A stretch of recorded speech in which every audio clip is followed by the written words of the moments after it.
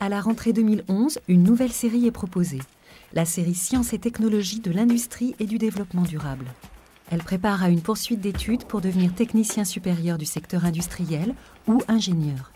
4 spécialités y sont étudiées. L'une de ces spécialités concerne l'énergie et l'environnement.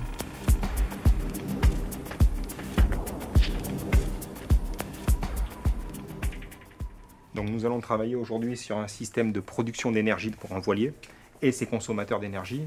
L'objectif étant de savoir si on peut être autonome en énergie pendant plusieurs jours sur une croisière. Au cours d'une activité pratique d'analyse, les élèves effectuent des mesures. Ils vérifient ainsi que l'énergie fournie par l'éolienne et les panneaux solaires est suffisante pour le fonctionnement d'un voilier. On obtient 3 carreaux. 30 ampères, ça fait. Donc la puissance du gain d'eau est de 372 watts.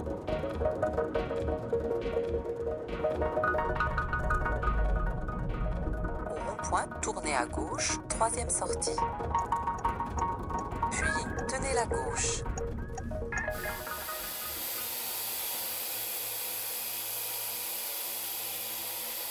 L'acquisition, le traitement, le transport et la restitution de l'information sont abordés dans la spécialité Système d'information et numérique.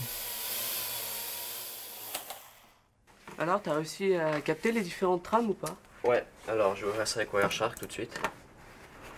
Et je vais lancer une capture. Donc c'est un fichier assez gros parce qu'il enregistre en fait tout le réseau. Donc on a tous les échanges avec toutes les IP. Ok, donc là, t'as les différentes adresses IP, c'est ça? Ouais, voilà. Donc on va appliquer un filtre. Voilà, alors ce qu'on voit ici, au début, on a le DHCP offer. Et on voit que la source, c'est le drone. Donc le drone, c'est le serveur, et puis le iPad, c'est le user.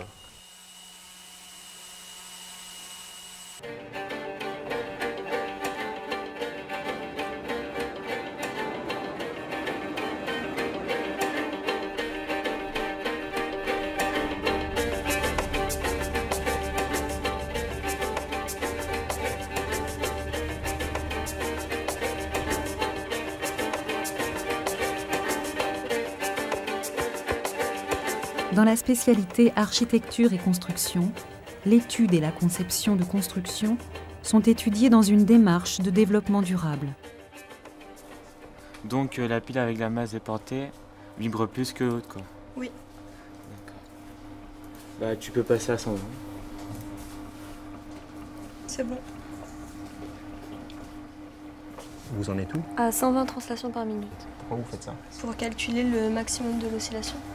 D'accord. Et vous? Je viens de finir le pointage sur Avimeka, donc j'ai pu obtenir la courbe de l'oscillation. Et quelle est la zone utile? Là où l'amplitude sera maximum? Est-ce que vous avez déjà calculé la période? Pas encore.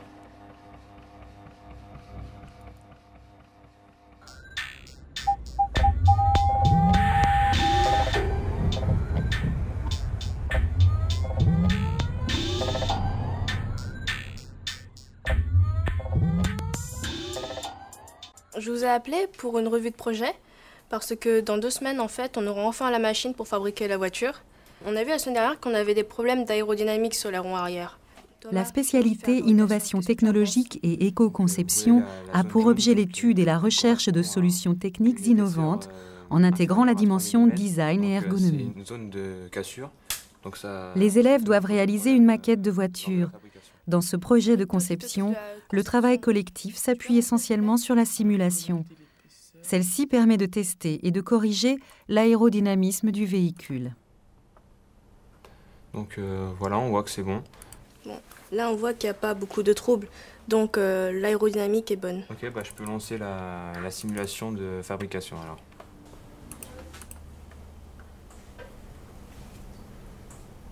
Ce qui est passionnant avec le sujet des technologies et du développement durable, c'est en fait qu'il nous faut imaginer le monde de demain. Il faut le rêver, ce monde que l'on souhaite avoir pour chacun d'entre nous. Et pour le rêver, eh bien, le domaine du numérique, le domaine de la simulation, pour dessiner ce monde, tenter de l'entrevoir et ensuite de le réaliser bien du premier coup, fait partie, à mon sens, de cette révolution qui va soudain lier numérique et développement durable pour faire que les progrès soient partagés, aient du sens pour chacun et tiennent dans le temps. C'est bien ça le développement durable. La série STI 2D, un avenir pour vous. Break it down.